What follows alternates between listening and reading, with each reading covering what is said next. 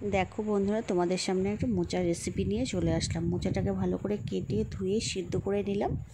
সিদ্ধ করে এবার কড়াইয়ে তেল দিয়ে দিলাম, জিরে আর তেজপাতা ফোড়ন দিলাম,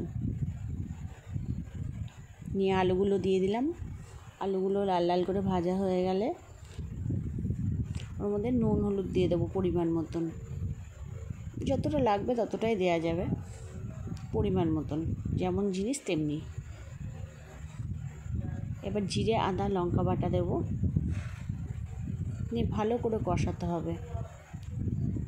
শনিবার দিন খাওয়ার খুব প্রবলেম হয়, নিরামিষের দিন তো একটু মুখরোচক কিছু না হলে ভালো লাগে না।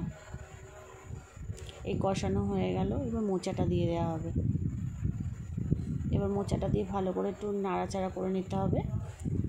নাড়াচাড়া করে একটু জল দিয়ে দিতে হবে।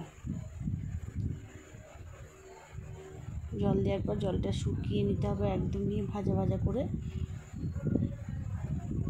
পুরো একদম ভাজা ভাজা করে তুলে নিতে হবে।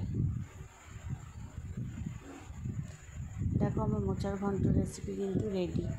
খেতে কিন্তু খুব ভালো লাগে, নিরামিষের দিন এটা খুব সুন্দর টেস্ট।